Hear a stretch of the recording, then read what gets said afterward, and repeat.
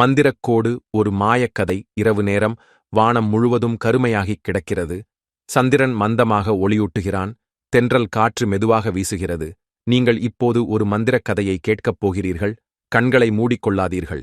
இது உங்கள் கற்பனையை மீறிய ஒரு அனுபவமாக இருக்கப் போகிறது. கதை தொடங்குகிறது. அந்த கிராமம் பசுமையாகவும் அமைதியாகவும் இருந்தது. ஆனால் அந்த கிராமத்தில் ஒரு மர்மம் இருந்தது.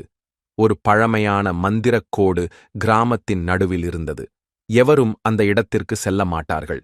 ஏனென்றால் அந்த கோடின் மீது ஒரு வித்தியாசமான மந்திர சக்தி இருக்கிறதென்று அனைவரும் நம்பினார்கள். அங்கே நுழைந்தவர்கள் திரும்பி வந்ததே இல்லை. அந்த மர்மத்தை தீர்க்க 3 நண்பர்கள் பயணமானார்கள். அவர்களுடைய பெயர்கள் அருண், வீரன் மற்றும் தாரா. அருண் புத்திசாலி, புதிர்கள் பிடிக்கும். வீரன் தைரியசாலி, எதற்கும் அஞ்சாது முன்பணியாளர்.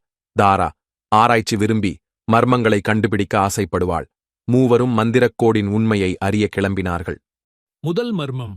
கோடுகளின் புதிர். இரவு 12 மணி. மந்திரக்கோடிற்கு மூவரும் சென்றனர். அந்த இடம் நுழைவதற்கே அச்சமாக இருந்தது. வெளியே ஒரு பெரிய பாறை இருந்தது. அந்த பாறையில் ஓர் எழுத்து இருந்தது. கோடு ஒன்றே வழி. இது என்ன பொருள் என்று தாரா குழம்பினாள். அருண் கவனமாக அந்த எழுத்துக்களை ஆய்வு செய்தான். வீரன், நாம் இந்த கோட்டை தொடவா என்று சிந்தித்தான். அவனுடைய கையால் பாறையை தொடுகையில் பாறை ஒதுங்கியது. முன்னால் ஒரு சதை மண்டபம் தெரிந்தது. அந்த கோடுகளில் வேறுபாடு இருந்தது. இந்த கோடு எங்களை அழைத்திருக்கிறதா என்று தாரா அச்சத்துடன் கேட்டாள். நாம் உள்ளே செல்ல வேண்டும் என்று அருண் உறுதியுடன் சொன்னான். இரண்டாவது மர்மம். மாய நிழல்கள். அவர்கள் கோடினுள் நுழைந்ததும் ஒளி மங்கியது. சுற்றிலும் இருள். நிழல்கள் மட்டும் அசைந்தன. திடீரென்று 3 நிழல்கள் தோன்றின.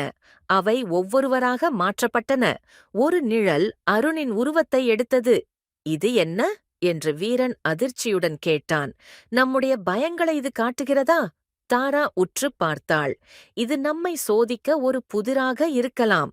அருண் மனதளவில் யோசித்தான். நாம் எதற்கும் பயப்படக்கூடாது. அவன் நிழல்களை எதிர்த்து நடந்தான். வீரனும் தாராவும் அவனை பின்தொடர்ந்தார்கள். அந்த நிழல்கள் மறைந்துவிட்டன. அவர்கள் முன்னால் ஒரு புதிய பாதை திறக்கப்பட்டது. கடைசி மர்மம். நேரத்தின் கண்ணாடி. அவர்கள் மூவரும் ஒரு சிறிய அறைக்குள் சென்றார்கள். அங்கு ஒரு கண்ணாடி இருந்தது. அந்த கண்ணாடியில் அவர்களின் எதிர்காலம் தெரிந்தது. இந்த கண்ணாடி நம்மை எங்கே கொண்டு போகிறது? திடீரென்று அந்த கண்ணாடியில் ஓர் எழுத்து தோன்றியது. உண்மையான மனம் மட்டுமே நிஜத்தை காணும். வீரன் தன் கையில் ஒரு கரை இருந்ததை பார்த்தான். நாம் யாராக இருந்தாலும் நம் மனம் நல்வழியில் இருந்தால் மட்டுமே உண்மையை காணலாம். அருண் ஒளி போன்ற உணர்வு அடைந்தான். நம்முடைய நேரத்தை இழக்காமல் இதன் உண்மையை ஏற்க வேண்டும். அவர்கள் மூவரும் கண்ணாடியை நோக்கி நடந்தார்கள். கண்ணாடி உடைந்தது. அவர்கள் திரும்பி பார்க்கும் நேரத்தில் மந்திரக்கோடு மறைந்துவிட்டது. முடிவு உண்மையான மந்திரம்.